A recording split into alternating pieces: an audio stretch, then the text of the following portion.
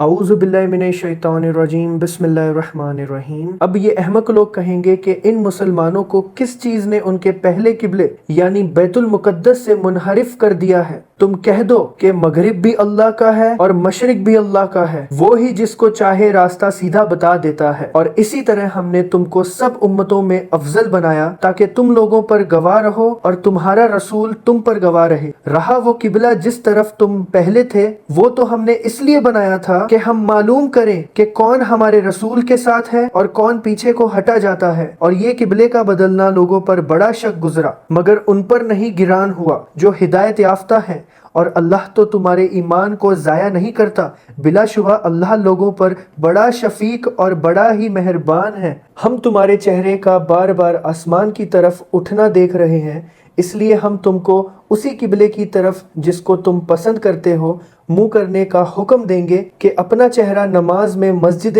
حرم کی طرف کیا کرو، اور تم سب جہاں بھی موجود ہو اپنے چہروں کو اسی کی یعنی مسجد حرم کی ہی جانب کیا کرو، اور اللہ ان کی تمام کارروائیوں سے باخبر ہے اور خوب جانتا ہے۔ اور اگر تم بھی اہل کتاب کے سامنے تمام نشانیاں بھی پیش کر دو تو بھی یہ تمہارے قبلے کو قبول نہ کریں، اور تم بھی ان کے قبلے کو قبول نہ کرو، اور ان کا کوئی فریق دوسرے فریق کے قبلے کو قبول نہیں کرتا۔ اگر تم ان کی خواہشات کی پیروی کرو گے باوجود وحی آنے کے، تو تم بھی یقیناً ظالموں میں شمار ہونے لگو گے۔ جن کو ہم نے کتاب تورات اور انجیل دی ہے، وہ ان یعنی ہمارے رسول محمد صلی اللہ علیہ وسلم کو خوب پہچانتے ہیں، ایسے ہی جیسے اپنے بیٹوں کو، اور بعض ان میں سے حق بات کو چھپاتے ہیں اگرچہ خوب جانتے ہیں، اور یہ حق اللہ ہی کی طرف سے ثابت ہے، تو تم ہرگز اپنے آپ کو شبے اور شک کرنے والوں میں شمار نہ کرنا۔ اور ہر شخص کے لیے ایک ایک قبلہ رہا ہے جس کی طرف وہ عبادت میں اپنا منہ کرتا ہے، تو تم نیک کاموں میں سبقت کیا کرو۔ تم کہاں کہیں ہو اللہ تم سب کو حاضر کر دے گا، بلا شبہ اللہ ہر چیز پر پوری پوری قدرت رکھتا ہے۔ اور تم کسی جگہ سے باہر جاؤ تو اپنی نماز میں اپنا چہرہ خانہ کعبہ کی طرف رکھا کرو، اور یہ حکم تیرے رب کی طرف سے بالکل حق ہے، اور اللہ تمہارے کسی عمل سے بھی بے خبر نہیں ہے۔ اور تم کسی جگہ سے بھی باہر جاؤ تو اپنا چہرہ نماز میں مسجد حرم کی ہی طرف رکھا کرو، اور تم لوگ جہاں کہیں بھی ہو اپنا چہرہ تم نماز میں اسی کی طرف رکھا کرو، تاکہ مخالفین کو تم سے گفتگو کرنے کی مجال نہ رہے،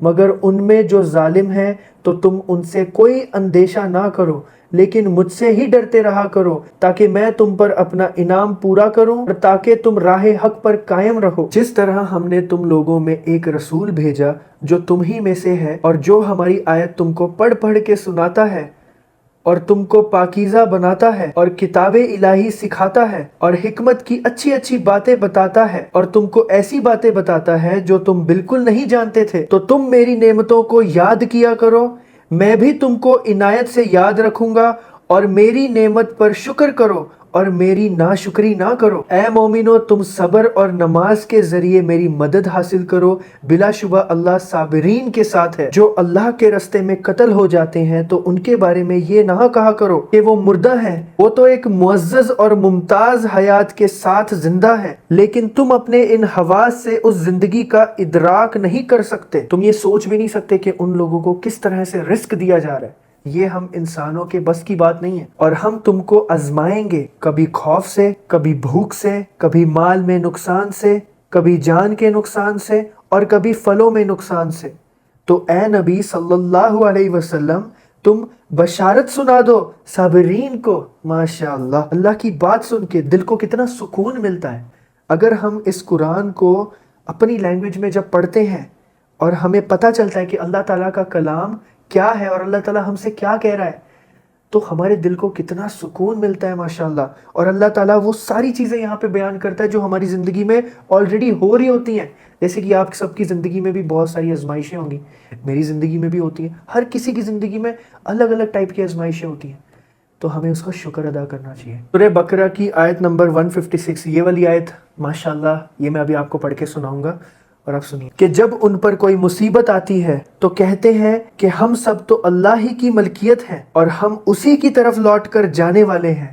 یہ ایک دعا ہے، اِنَّ لِلَّهِ وَإِنَّ إِلَيْهِ راجعون، یہ دعا بہت طاقتور دعا ہے۔ اور साबिरीन ही तो हैं जिनके ऊपर उनके रब की तरफ से खास खास रहमतें होंगी और आम रहमतें भी, और यही तो अपने अल्लाह के रास्ते पर चलने वाले हैं। मतलब लिटरली जब मैं ये पढ़ रहा हूँ ना, मेरे को घूसपम्स आ रहे हैं। आप अल्लाह का कलाम पढ़ेंगे और इस बुलंद आवाज़ से पढ़ेंगे अल्लाह का कलाम, अल्लाह अकबर, अल्लाह आपको इसका जो अजर देने वाला है इसकी कोई हद नहीं। आप देखिए कुरान जो मैं वीडियो डाल रहा हूँ, ये बहुत सारे लोग, ज़्यादातर लोग ये वीडियो नहीं देख रहे हैं, बट जो आप देख रहे हो ना, आप बहुत खुश नसीब हो।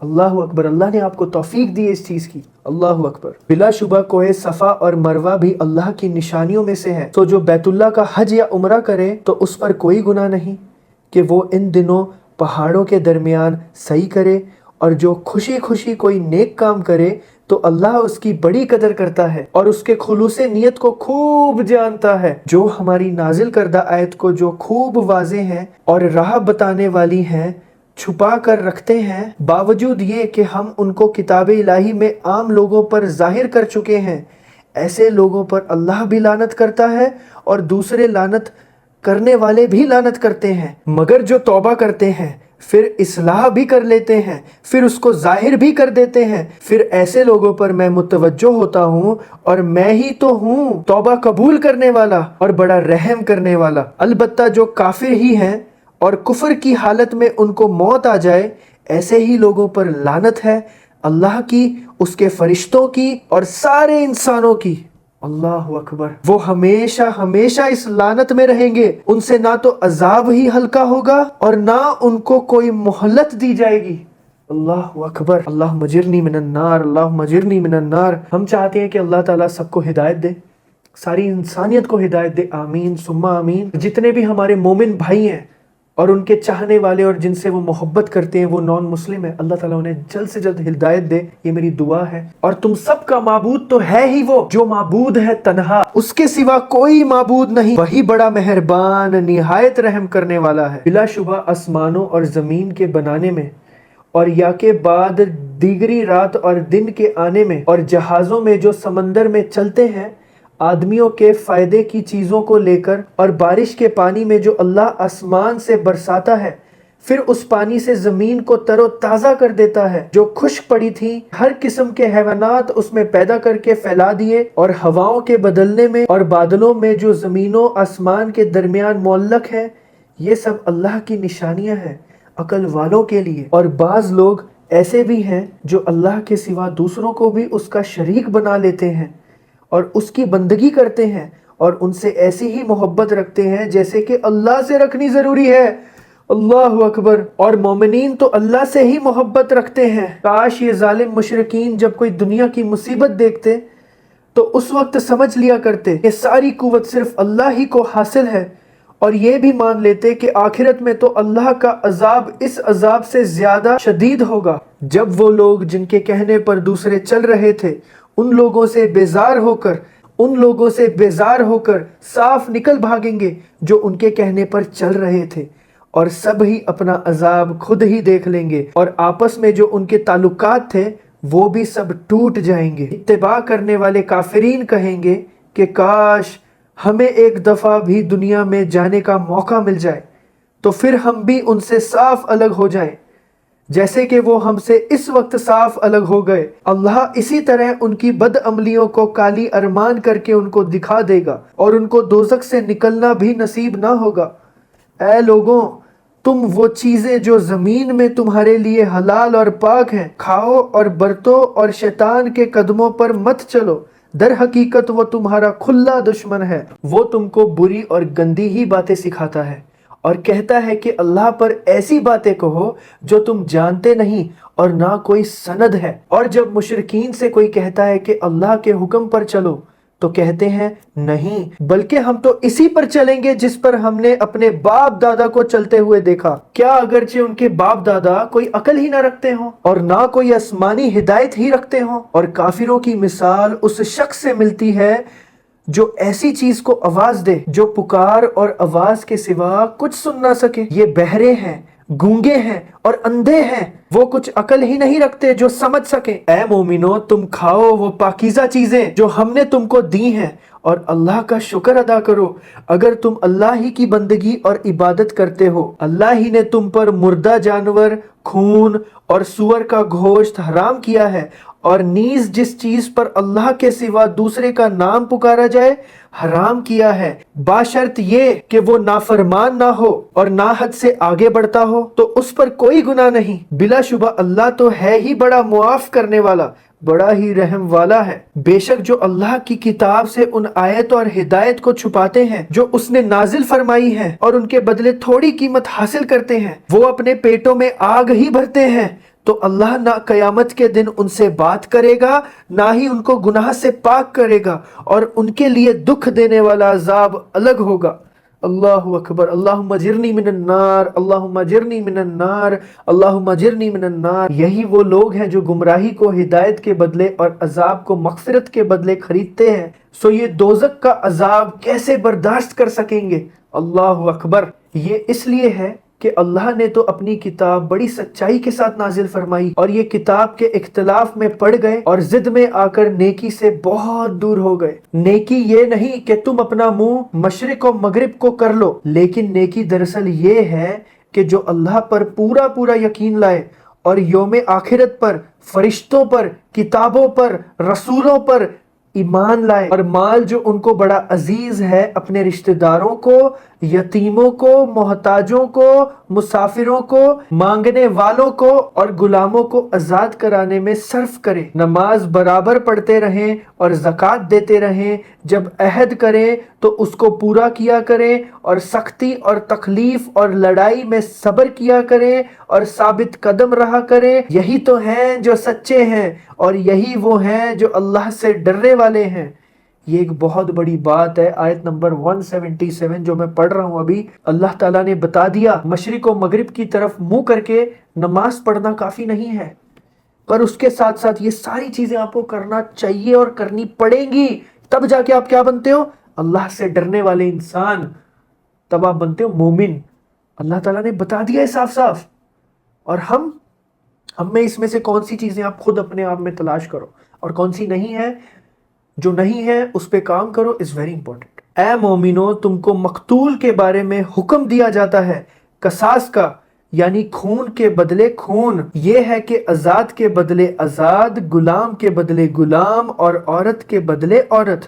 پھر اگر مقتول کی طرف سے قاتل کے لیے کچھ معاف کر دیا جائے تو وارث مقتول کو پسندیدہ طریقے سے مطالبہ کرنا چاہیے اور قاتل کو خوش اسلوبی سے ادا کرنا چاہیے۔ تمہارے رب کی طرف سے یہ تخلیف سزا ایک شاہانہ طرح ہم ہے، پھر جو اس کے بعد حد سے آگے بڑھے گا اس کے لیے آخرت میں بڑا دردناک عذاب ہوگا۔ اے فہم رکھنے والوں، یہ قانون قصاص تمہاری جان بچانے کے لیے ہے۔ امید ہے کہ تم اس قانون کی خلاف ورزی سے پرہیز کرتے رہو گے۔ تم پر یہ فرض ہے کہ جب تم میں سے کسی کی موت قریب آ جائے تو اگر وہ ترکہ چھوڑنے والا ہو تو والدین اور دیگر اقربا کے لیے کچھ نہ کچھ بتا دے، یعنی وصیت کر جائے۔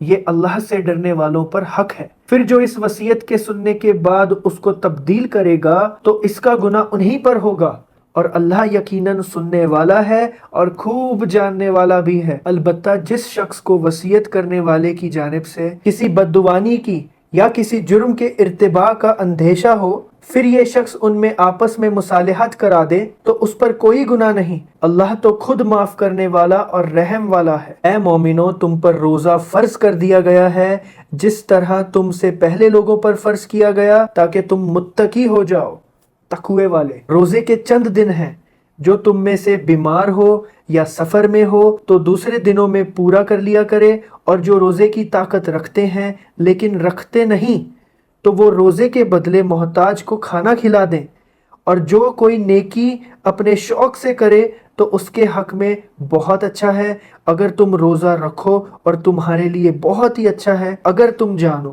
اس میں بھی آپ کو کتنی چھوٹ دی ہے، اگر روزہ نہیں بھی رکھ رہے ہو سٹل اللہ تعالیٰ نے اس میں آپ کو ایک چوائس دیا ہے کہ آپ دوسروں کو کھانا کھلا سکتے ہو اس کے بدلے۔ اللہ کتنا رحم دل ہے، کتنا رحم کرنے والا ہے، اللہ اکبر۔ روزوں کا مہینہ ایسا مبارک ہے جس میں قرآن مجید اول اترا تھا، جو لوگوں کے لیے ہدایت ہے، جس میں ہدایت کی کھلی کھلی نشانیاں موجود ہیں، اور جو حق و باطل میں فرق کر دیتا ہے۔ جو اس مہینے میں تم میں موجود ہو اس کو چاہیے کہ اس مہینے کے پورے روزے رکھے۔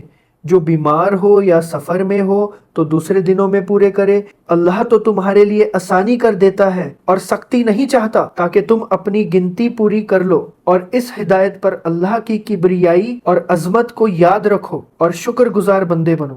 اے رسول صلی اللہ علیہ وسلم، جب میرے بندے تم سے میرے بارے میں دریافت کریں تو تم کہہ دو کہ میں تو تم سے بہت قریب ہوں۔ میں تو دعا مانگنے والے کی دعا قبول کرتا ہوں، جبکہ وہ دعا کرے تو وہ بھی میرے حکم کو مانے اور عمل کرے اور مجھ پر پورا یقین کرے تاکہ وہ نیک راستہ پائیں۔ ماشاءاللہ، تم لوگوں کے لیے روزوں کی راتوں میں اپنی عورتوں کے پاس جانا اب حلال کر دیا گیا ہے۔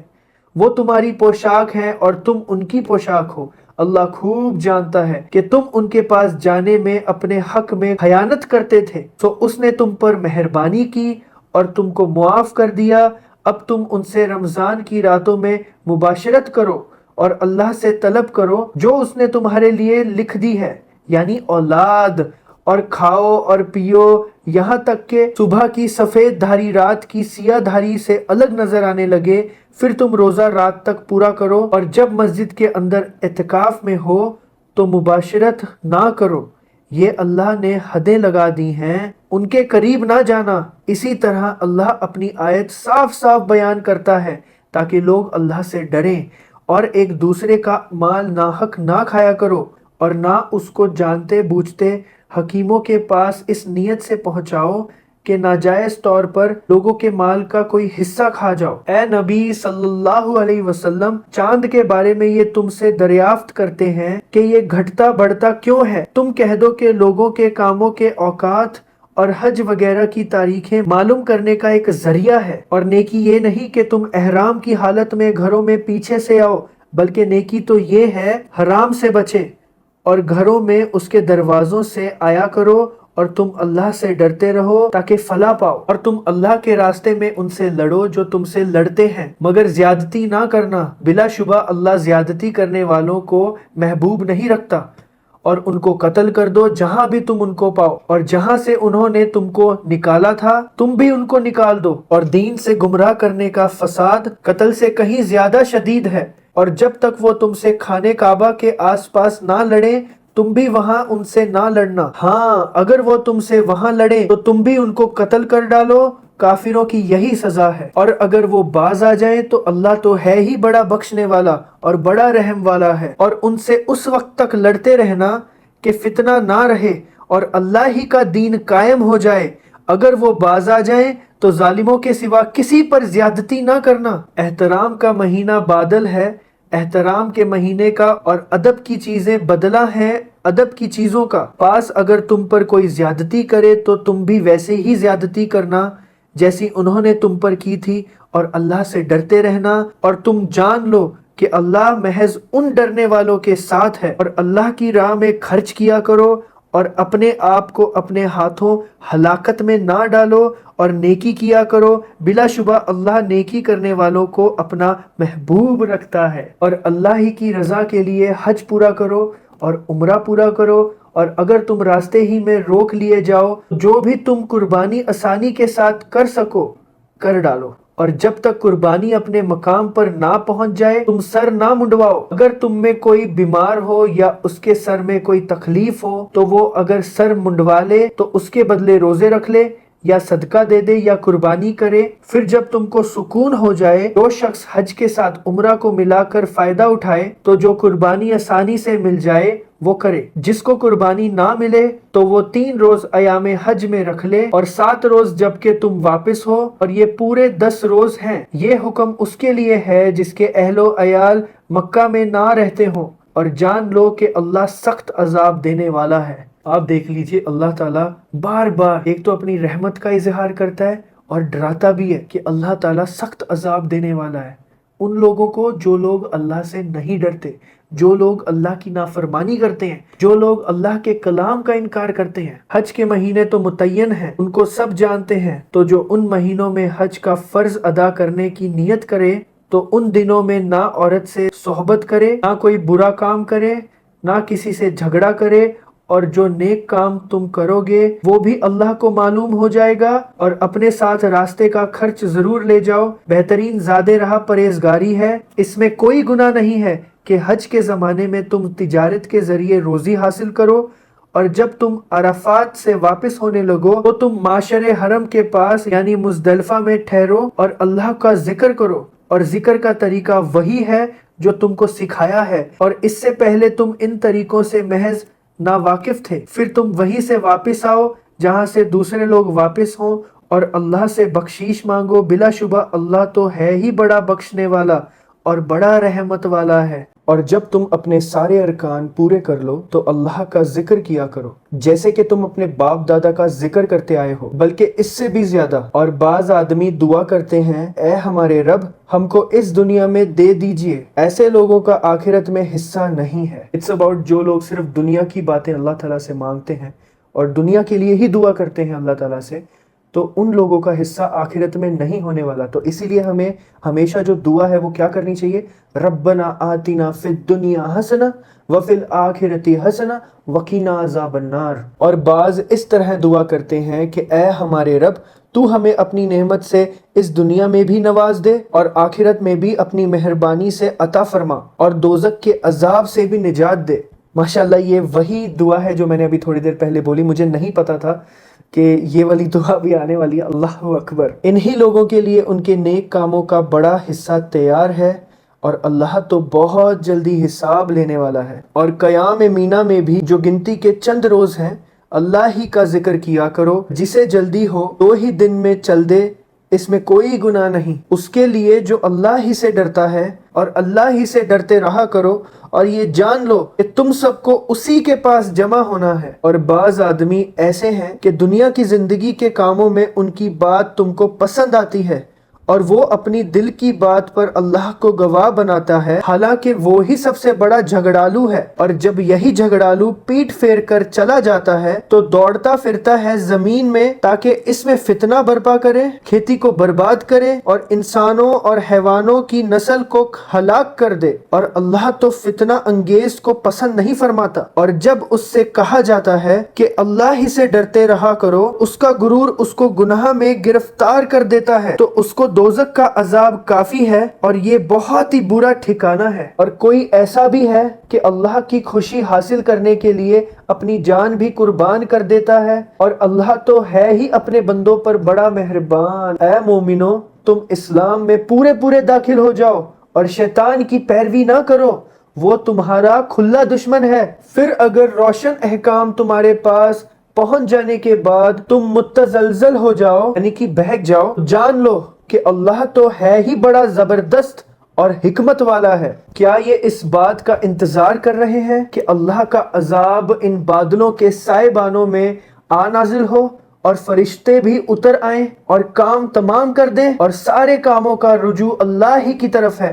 اے نبی، بنی اسرائیل سے دریافت کرو کہ ہم نے ان کو کتنی کھلی نشانیاں دی ہیں، اور جو اللہ کی نعمت کو اپنے پاس آنے کے بعد بدل دے تو اللہ بڑا سخت عذاب دینے والا ہے۔ دنیا کی زندگی کافروں کے لیے خوشنما بنائی گئی ہے، اور وہ مومنین کا مذاق بناتے ہیں، لیکن قیامت کے دن متقی ہی ان پر غالب رہیں گے، اور اللہ جسے چاہتا ہے بے حساب دیتا ہے۔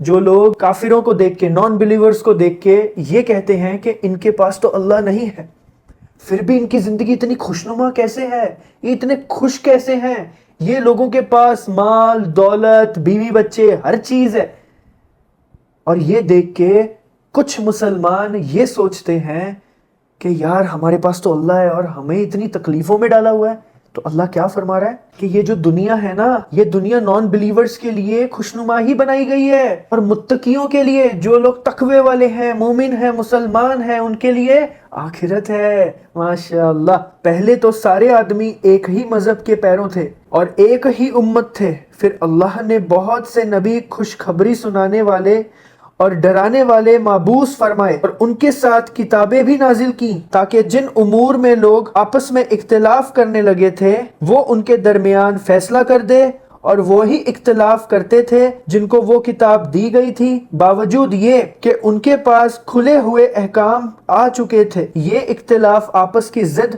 اور ہٹ کے سبب تھا۔ پھر جس امر حق میں اختلاف کیا تھا وہ اللہ نے اپنی مہربانی سے مومنین کو بتا دیا۔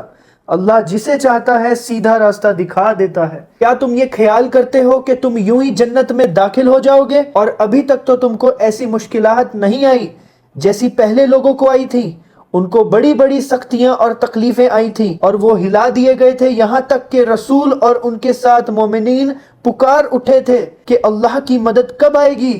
دیکھو اللہ کی مدد ابھی آنے والی ہی ہے۔ اے نبی، لوگ تم سے پوچھتے ہیں کہ وہ اللہ کی راہ میں کیا مال خرچ کیا کریں۔ کہہ دو جو کچھ مال تم خرچ کرو تو ماں باپ اور عزیز رشتہ داروں اور یتیموں اور محتاجوں اور مسافروں پر خرچ کیا کرو، یہ سب حقدار ہیں، اور جو تم نیک کام کرتے ہو وہ سب اللہ کو خوب معلوم ہے۔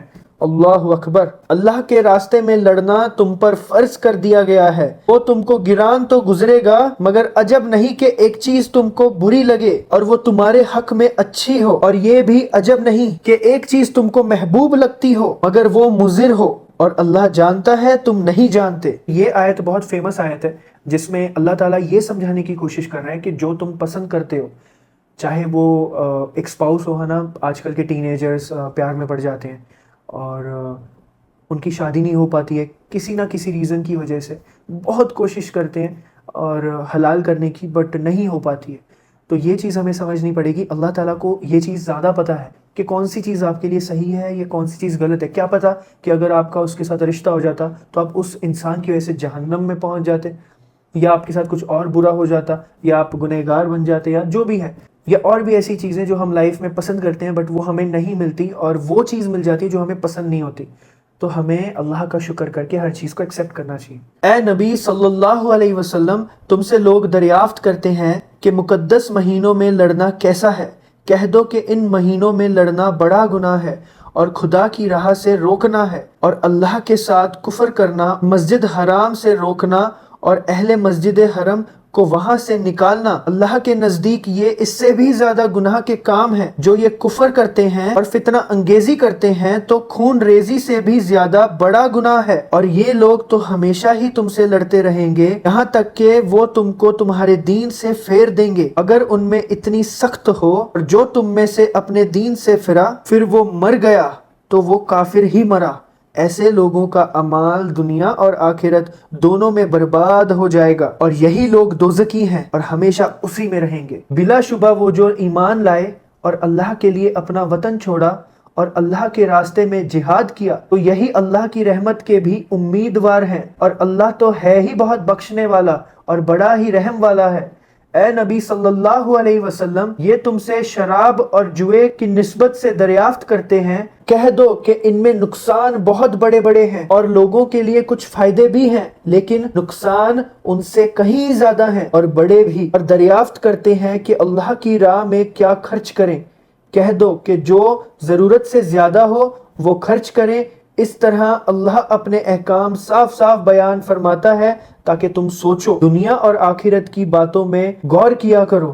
اور وہ تم سے یتیموں کی نسبت بھی دریافت کرتے ہیں۔ کہہ دو کہ ان کے ساتھ اچھا سلوک کرو، اگر ان سے مل جل کر رہو تو وہ تمہارے بھائی ہیں، اور اللہ تو یہ بات خوب جانتا ہے کہ خرابی کرنے والا کون ہے اور درست کرنے والا کون ہے، اور اگر اللہ چاہتا تو تم کو تکلیف میں ڈال دیتا۔ بلا شبہ اللہ تو زبردست، غالب اور بڑی حکمت والا ہے۔ اے مومنو، تم مشرک عورتوں سے نکاح نہ کرنا جب تک وہ ایمان نہ لائیں۔ مشرک عورتوں سے تو کنیز مومنہ بہتر ہے، خواہ مشرکہ کتنی بھی بھلی لگے۔ اسی طرح مشرک مرد جب تک مومن نہ ہو، مومن عورت سے اس کا نکاح مت کیا کرو، اور مومن غلام بہتر ہے مشرک مرد سے، خواہ وہ تم کو کتنا ہی اچھا لگے، کیونکہ مشرک دوزخ کی طرف بلاتے ہیں اور اللہ اپنی مہربانی سے جنت اور بخشش کی طرف بلاتا ہے، اور اپنے حکم کھول کر صاف صاف بیان کرتا ہے تاکہ وہ نصیحت حاصل کریں۔ تو حیض کے دنوں میں تم عورتوں سے الگ رہو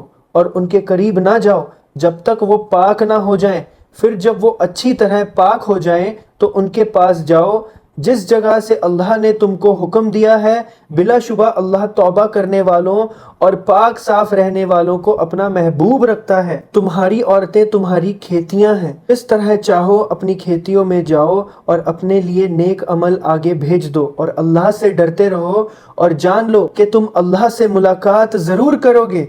ए नबी सल्लल्लाहु अलैहि वसल्लम, मोमिन को ये खुशखबरी सुना दो और तुम अल्लाह के नाम को अपनी कस्मों के लिए निशाना ना बनाया करो कि नेक सलूक करना, परहेज करना और लोगों में सुलह कराना जैसे कामों के लिए कसम खाकर छोड़ दो। अल्लाह तो हर बात को खूब सुनता है और जानता भी है। सो गाइस, अल्लाह ताला कुरान में कसम के बारे में और वादे के बारे में बहुत बात करता है, तो कसम कभी तोड़नी नहीं चाहिए अगर अल्लाह की कसम आपने खा ली, ठीक है। और दूसरी चीज, वादा खिलाफी बिल्कुल भी नहीं। और कसम सिर्फ अल्लाह की खा सकते हैं, किसी और इंसान की नहीं। अल्लाह तुम्हारी लघु कस्मों पर तुमसे कोई मुवाखिजा ना फरमाएगा, यानी कि जो छोटी कस्में हैं उसके लिए आप कोई अकाउंटेबल नहीं हो, अल्लाह ताला आपसे नहीं पूछेगा। लेकिन जो कसम तुम अपने दिल से कसदान करोगे तो इस पर तुमसे मुवाखिजा फरमाएगा और अल्लाह बख्शने वाला और बुर्दबार है। जो लोग अपनी औरतों के पास ना जाने की कसम खा लें तो उनको 4 माह तक इंतजार करना होगा। अगर इस दौरान में अपनी कसम से रुजू कर लें तो फिर अल्लाह तो है ही बख्शने वाला, रहम वाला है। अगर तलाक ही का अज़म कर लिया है तो फिर अल्लाह तो खूब सुनने वाला, खूब जानने वाला है। अल्लाह ने जहां भी गिरफ्त की है इंसान को, उसके बाद अल्लाह ताला ने लास्ट में यही बोला है, क्या? अल्लाह ताला बहुत जानने वाला है, बहुत बख्शने वाला है। अर्रहमान रहीम। अल्लाहु अकबर। तलाक वाली औरतें 3 हैज तक अपने आप को रोके रखें और ये जायज़ नहीं है उनके लिए कि उसको छुपाएं जो अल्लाह ने उनके पेटों में पैदा किया है, यानी कि बच्चा। अगर वो औरतें अल्लाह पर और यौम आखिरत पर पूरा यकीन रखती हैं और अगर इस मुद्दत में उनके शौहर फिर मुवाफिकत यानी मिलाप चाहें तो उनका हक ज्यादा है कि वो उनको अपनी ज़ौजियत में ले लें। और दस्तूर के मुवाफिक औरतों का हक वही है जो मर्दों का औरत पर है। अलबत्ता मर्दों को औरतों पर फजीलत है और अल्लाह तो है ही बड़ा जबरदस्त, गालिब और बड़ी हिकमत वाला है। तलाक सिर्फ 2 बार है, फिर या औरतों को बातरीके शाइस्ता निकाह में रहने देना है या नेकी के साथ खुशी खुशी रुखसत कर देना है। या तो औरतों को अपने साथ खुशी खुशी रखो या तो उनको खुशी खुशी विदा कर दो। और ये जायज़ नहीं है कि जो महर तुम दे चुके हो उसमें से कुछ वापस ले लो। अगर तुमको ये अंदेशा हो कि वो दोनों अल्लाह की हुदूद पर कायम नहीं रहेंगे तो औरत अपने शौहर से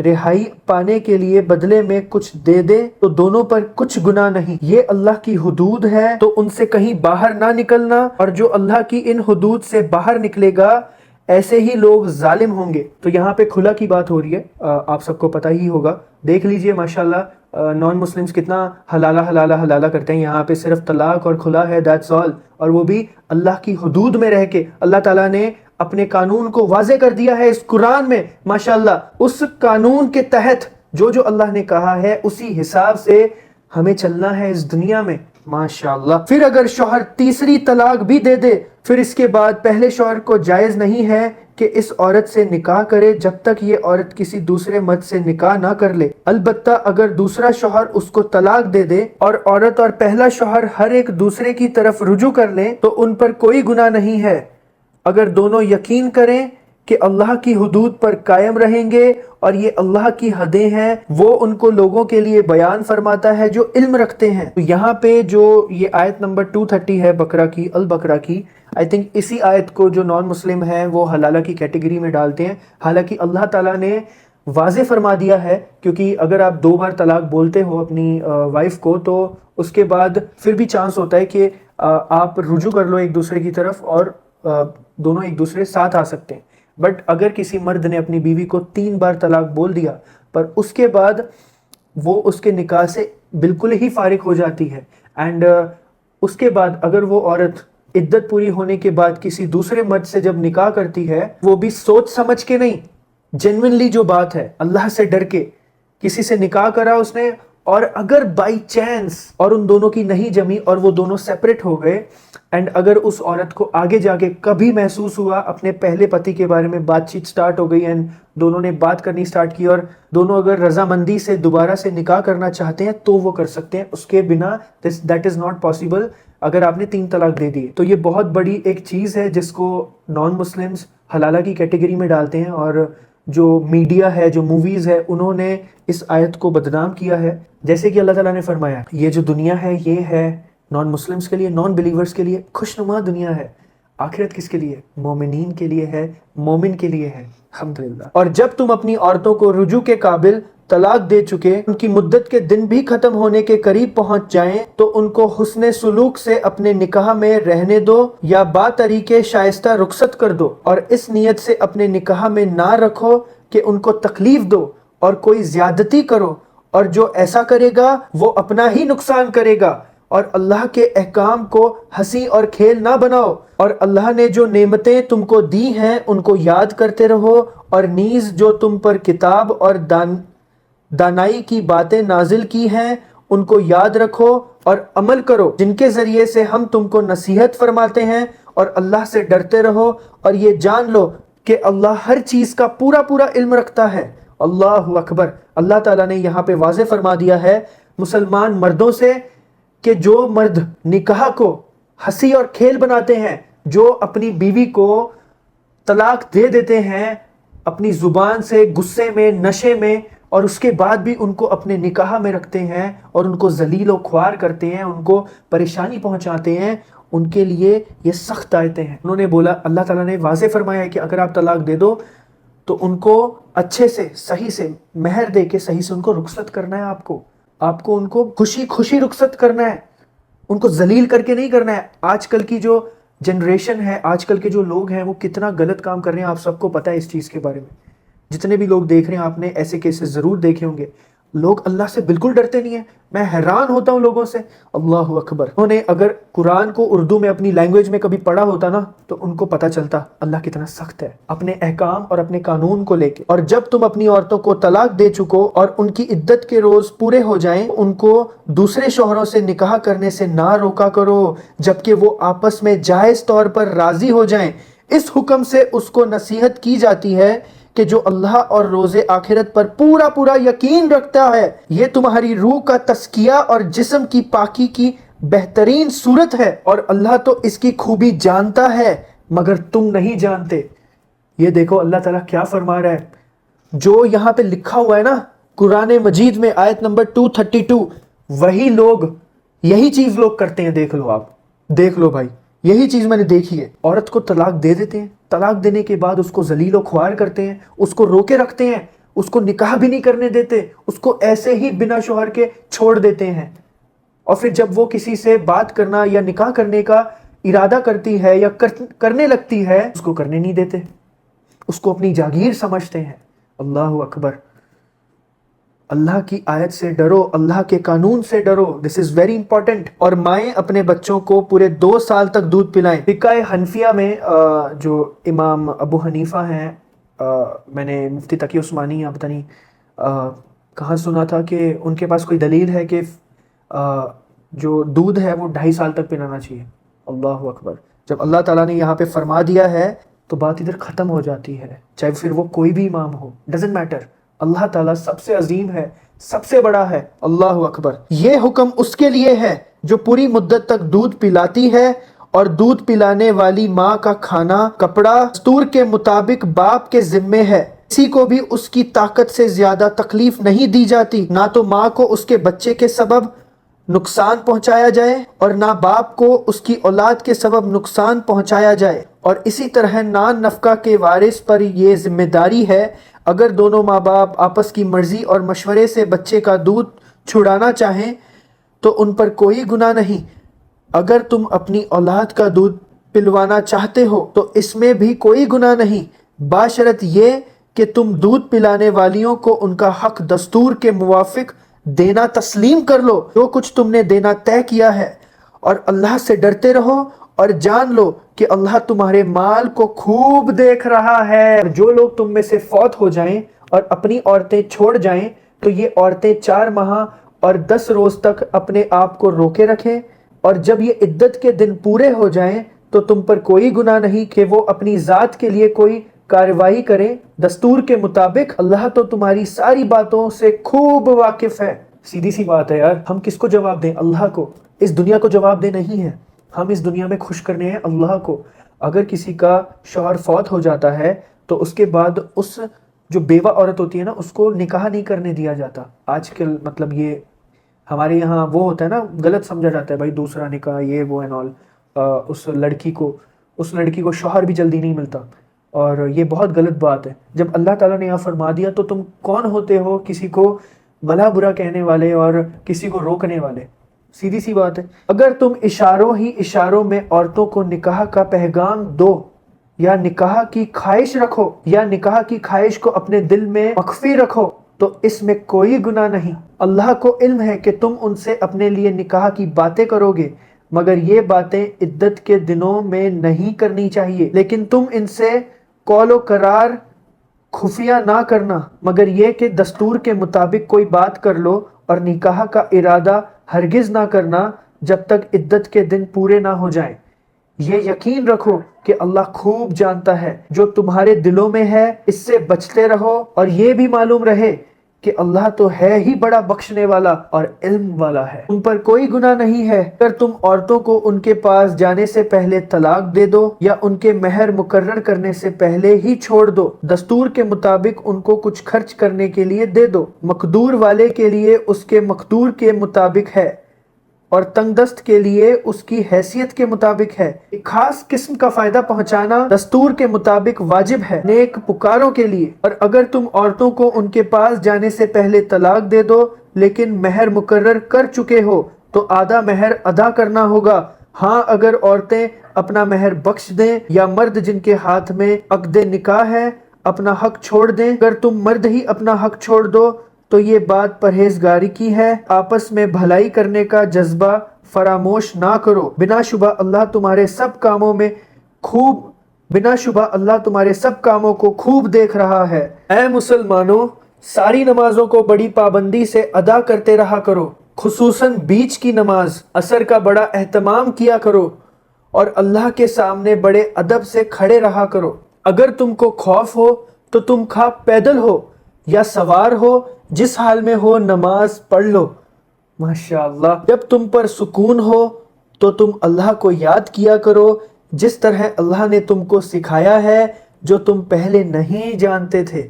یہ ایک بہت بڑی بات ہے. جو تم میں سے فوت ہو جائیں اور بیویوں کو چھوڑ جائیں وہ اپنی بیویوں کے حق میں وصیت کر جائیں کہ ان کو 1 سال تک خرچ دیا جائے اور گھر سے نہ نکالی جائیں.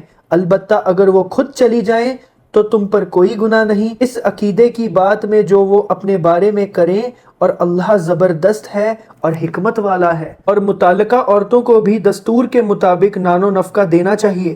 پرہیزگاروں پر یہ بھی حق ہے. متعلقہ مطلب طلاق شدہ عورت ہوتی ہے. اسی طرح اللہ تمہارے لیے اپنے احکام بیان فرما دیتا ہے تاکہ اپنی عقلوں سے سوچو اور غور کرو. کیا تم نے ان لوگوں کو نہیں دیکھا جو ہزاروں کی تعداد میں اپنے گھروں سے موت کے خوف سے نکالے تھے تو اللہ نے ان سے کہا مر جاؤ، پھر ان کو زندہ بھی کر دیا. بلا شبہ اللہ لوگوں پر بڑی مہربانی کرتا ہے مگر بہت لوگ شکر نہیں کرتے. اللہ اکبر. شکر کیا کرو، شکر کی روش اختیار کرنا سیکھو. عادت بناؤ اپنی. جب بھی کھانا کھاتے ہو، جب بھی تکلیف آتی ہے، جب بھی کوئی خوشی ہوتی ہے، جب بھی آپ کہیں جاتے ہو، جب بھی آپ کے اوپر کوئی مصیبت آتی ہے، اللہ کا شکر کرو. ہر چیز اللہ کی طرف سے ہے اور ہر چیز آپ کے لیے نعمت ہے. دس از ویری ویری امپورٹنٹ. اور مسلمانوں، اللہ کے راستے میں جہاد کرو اور جان لو کہ اللہ تو خوب ہر چیز کو سنتا اور خوب جانتا ہے. کوئی ہے جو اللہ کو قرض حسنہ دے پھر وہ اس کے بدلے کہیں گنا زیادہ دے گا، اور اللہ ہی روزی کو تنگ کرتا اور وہی خوشادہ بھی کرتا ہے، اور تم سب اسی کی طرف لوٹ کر جاؤ گے. اوئے ہوئے ہوئے ہوئے ہوئے. کوئی ہے جو اللہ تعالیٰ کو قرض حسنہ دے؟ کتنی بڑی بات ہے یہ. اللہ کی راہ میں خرچ کرنا is a very big thing، اور صحیح لوگوں پہ خرچ کرنا it is also very big thing guys. اگر آپ نے ایک صحیح انسان کو چن کے دیکھ کے اس کی زندگی آپ نے تکلیفوں سے نکال دی، فائنینشیل تکلیفوں سے، اگر آپ اس چیز کا حیثیت رکھتے ہو، وہ انسان جو آپ کو دعا دے گا نا، وہ دعا آپ کو جنت تک لے کے جائے گی. اور وہ ہے قرض حسنہ، کیونکہ وہ آپ اللہ تعالیٰ کی راہ میں خرچ کر رہے ہو اللہ کے بندوں پہ. اللہ اکبر. کیا تم نے بنی اسرائیل کی ایک جماعت کو نہیں دیکھا جو موسیٰ کے بعد ہوئی؟ جبکہ انہوں نے اپنے رسول سے کہا کہ ہمارے لیے ایک بادشاہ مقرر فرما دیجئے تاکہ اللہ کی راہ میں ہم جہاد کریں۔ رسول نے کہا کہ اگر تم پر جہاد فرض کیا جائے تو کوئی تعجب نہ ہوگا کہ لڑنے سے پہلو تاہی کرو۔ وہ بولے ہم اللہ کے راستے میں کیوں نہیں لڑیں گے جبکہ ہم اپنے وطن سے خارج اور بال بچوں سے جدا کر دیے گئے۔ لیکن جب ان کو جہاد کا حکم دیا گیا تو چند لوگوں کے سوا سب ہی پھر گئے، اور اللہ ظالموں سے خوب واقف ہے۔ اللہ اکبر۔ پھر سے ابھی موسیٰ علیہ السلام کا واقعہ سٹارٹ ہو گیا، آیت نمبر 246 سے۔ اور ان کے نبی نے ان سے کہا کہ اللہ نے تم پر طالوت کو بادشاہ مقرر فرمایا ہے۔ وہ بولے کہ اس کو ہم پر بادشاہی کا حق کیوں کر ہے؟ بادشاہت کے تو ہم حقدار ہیں، اس کے پاس تو کوئی دولت نہیں ہے۔ نبی نے کہا کہ اللہ نے اس کو تم پر فضیلت دی ہے اور بادشاہت کے لیے اس کو منتخب کیا ہے، اور اس کو علم بھی بہت سا عطا کیا ہے اور مضبوط جسم سے بھی خوب نوازا ہے، اور اللہ ہی جسے چاہتا ہے بادشاہت عنایت کر دیتا ہے، اور اللہ ہے بڑی وسعت والا اور خوب جاننے والا ہے۔ اور نبی نے ان سے کہا کہ ان کی بادشاہت کی نشانی یہ ہے کہ تمہارے پاس ایک صندوق آئے گا، اسے فرشتے اٹھائے ہوئے ہوں گے، اس میں تمہارے رب کی طرف سے تسلی بخش چیز ہوگی، دیگر اشیاء بھی ہوں گی جو موسیٰ اور ہارون علیہ السلام چھوڑ گئے تھے۔ تمہارے لیے یہ ایک بڑی نشانی ہے اگر تم یقین رکھتے ہو۔ غرض جب طالوت فوجیں لے کر چلا تو اس نے کہا کہ اللہ تم کو ایک نہر سے آزمائے گا، جو اس میں سے پانی پی لے گا وہ میرا نہیں، اور جو نہیں پیے گا وہ میرا ہے، مگر کوئی ہاتھ سے چلو بھر پانی لے لے تو خیر کوئی بات نہیں۔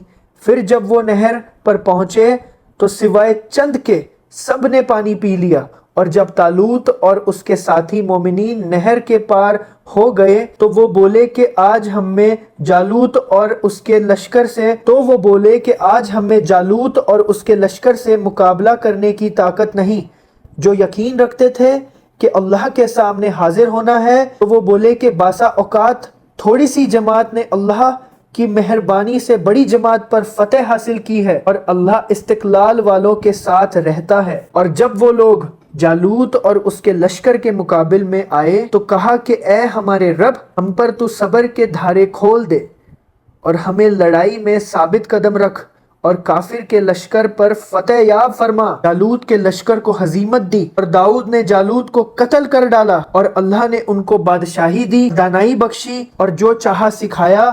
اور اگر اللہ اس کو ایک دوسرے پر چڑھائی اور حملہ کرنے سے نہ روکتا تو ملک تباہ ہو جاتا، لیکن اللہ اہل علام پر بڑا مہربان ہے۔ یہ اللہ کی آیتیں ہیں جو تم کو سچائی کے ساتھ پڑھ کے سناتے ہیں، اور اے محمد صلی اللہ علیہ وسلم بلا شبہ تم رسولوں میں سے ہو۔ تو ماشاءاللہ پارا 2 بھی آج سماپت ہوتا ہے، مکمل ہوتا ہے، اور ابھی تھوڑے دن میں انشاءاللہ پارا 3 بھی لے کے آئیں گے۔